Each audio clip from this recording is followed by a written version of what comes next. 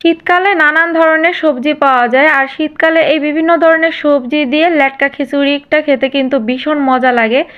Hello everyone, আসসালামু আলাইকুম। আজ আমি আপনাদের সাথে শীতকালের বিভিন্ন ধরনের সবজি দিয়ে লেটকা খিচুড়ির একটা রেসিপি আপনাদের সাথে শেয়ার করব। আশা করি এই রেসিপিটি আপনাদের কাছে ভালো লাগবে। যদি ভালো লেগে থাকে তাহলে প্লিজ লাইক কমেন্ট শেয়ার করতে ভুলবেন না। আর এরকম নিত্য নতুন রেসিপি পেতে চাইলে প্লিজ আমার পেজটি ফলো করে পাশে থেকে যাবেন। চলুন তাহলে আর বেশি কথা না বাড়িয়ে মূল রেসিপিতে চলে যাই। খিচুড়ি রান্না করার জন্য 3 কাপ নিয়ে নিচ্ছি ভাতের চাল, হাফ কাপ নিয়ে নিচ্ছি মুসুরির ডাল আর হাফ কাপ নিয়ে নিচ্ছি মুগ ডাল। এই মুগ ডালটা আগে থেকে ভেজে নেওয়া। আর এই খিচুড়ি রান্না করার একটা সুবিধা হচ্ছে আপনার এখানে কিন্তু কোনো ধরনের পোলাও চাল ব্যবহার করার কোনো দরকার নেই। নর্মাল যে আমরা ভাতের চালটা ব্যবহার করে থাকি সেই ভাতের চাল দিয়েই এই সবজি খিচুড়িটা রান্না করে নেওয়া যায়। তো এবারে চালগুলো খুব ভালো করে ধুয়ে নিয়ে একটা স্ট্রেনারের মধ্যে চালটা ছেঁকে নিচ্ছি।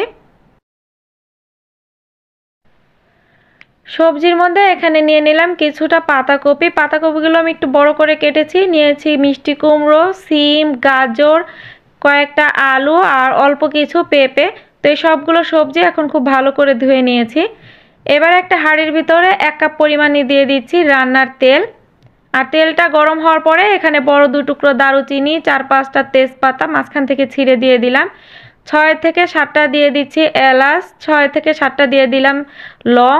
উঁচু 1 কাপ দিয়ে দিচ্ছি পেঁয়াজ কুচি, স্বাদ মতো লবণ দিয়ে এবার এই পেঁয়াজটা খুব ভালো করে একটু ভেজে নিচ্ছি। পেঁয়াজটা খুব বেশি ভাজার দরকার নেই, হালকা একটু নরম হলেই হবে।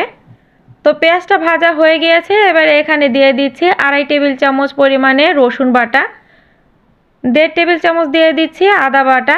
এবারে আদা রসুনটা খুব ভালো করে ভেজে নিচ্ছি কাঁচা স্মেলটা চলে যাওয়া পর্যন্ত। মশলাটা খুব ভালো করে ভাজা হয়ে গিয়েছে। এবার এখানে সামান্য একটুখানি পানি অ্যাড করলাম।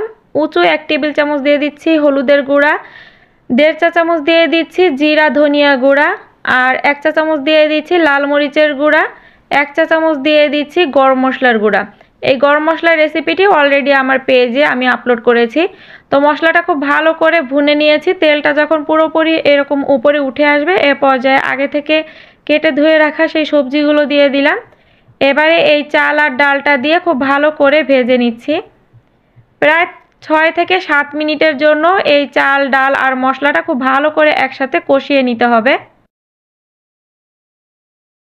আজ আমার ঘরে যে সবজিগুলো ছিল আমি ওই সবজিগুলোই খিচুড়িতে ব্যবহার করেছি, তবে আপনারা আপনাদের পছন্দ মতন সবজি এখানে ব্যবহার করতে পারবেন।